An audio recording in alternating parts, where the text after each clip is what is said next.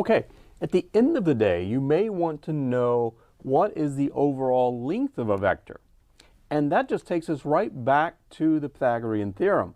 All you do is go back and you take the components, the x component, the y component, the z component, you square them all, you add them together, and you take the square root.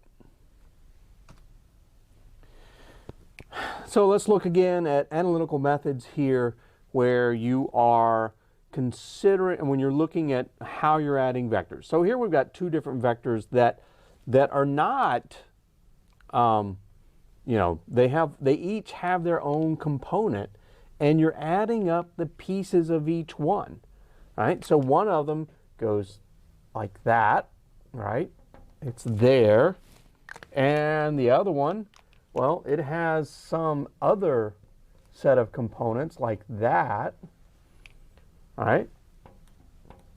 And so what you're after is the total, and this is where analytical approach is really easy. You're not trying to do some goofy stuff, trying to draw this and add it all up. You've just got an AX and a BX, and you've got an AY and a BY. And so your x component is just ax plus bx, and your y component is just ay plus by, j hat. And so that's your total vector you're after. You're just adding up the pieces. That's all you have to do. Okay, let me erase this. Now let's do a little trig review. All right, if you remember from trig, you've got your cosine is adjacent over hypotenuse, sine is opposite over hypotenuse, tangent is opposite over adjacent. Well, let's look at that in terms of what we think of as a Pythagorean triangle, right? Sides A, B, and C.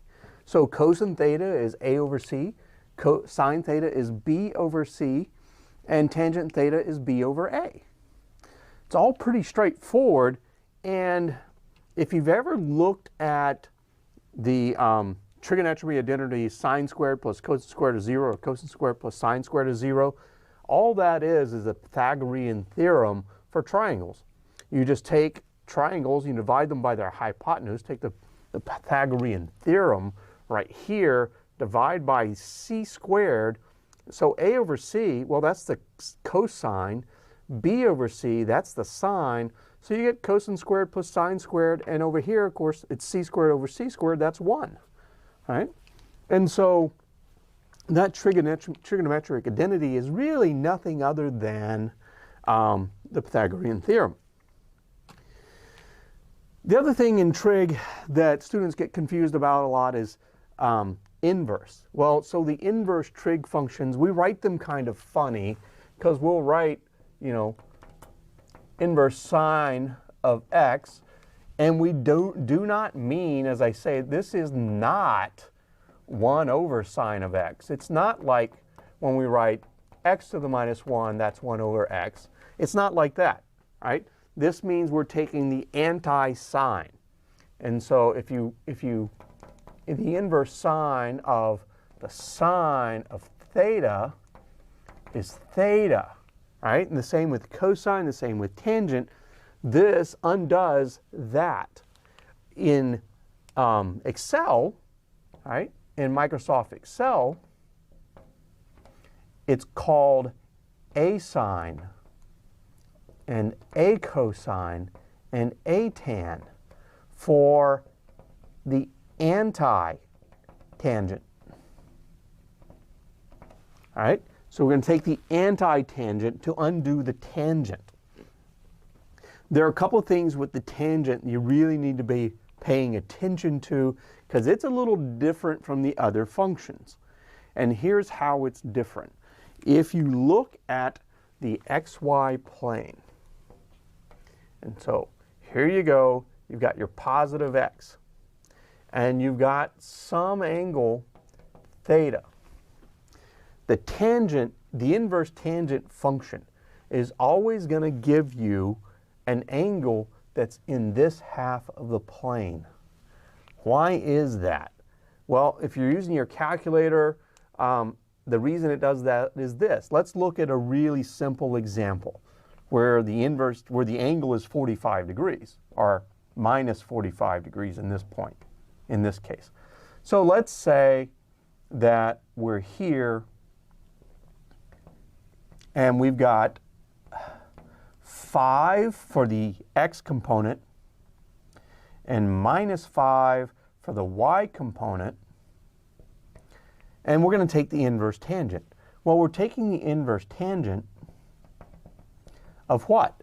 The opposite, which is the y component, minus 5, over the adjacent, which is the x component, 5. So inverse tangent of minus 5 over 5, and that's going to give us minus 45 degrees. Here's the problem. Your calculator can't tell the difference between this and if it were the other way around.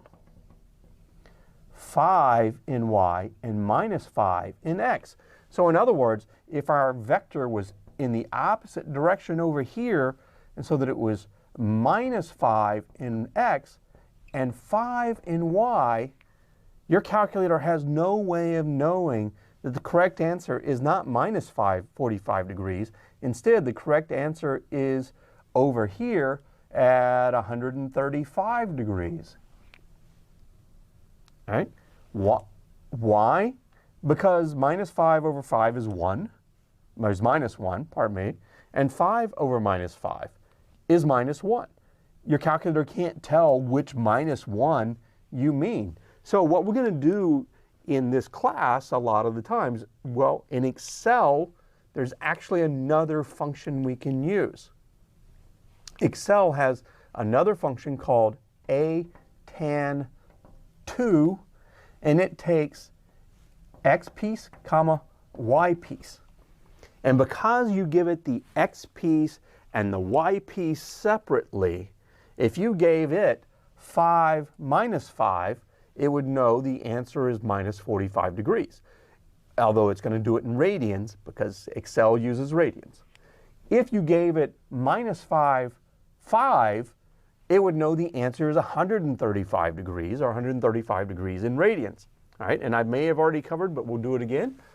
There's a function in Excel, radians of theta. Radians, you take radians of anything, and it's going to convert from degrees to radians, and degrees converts from radians to degrees.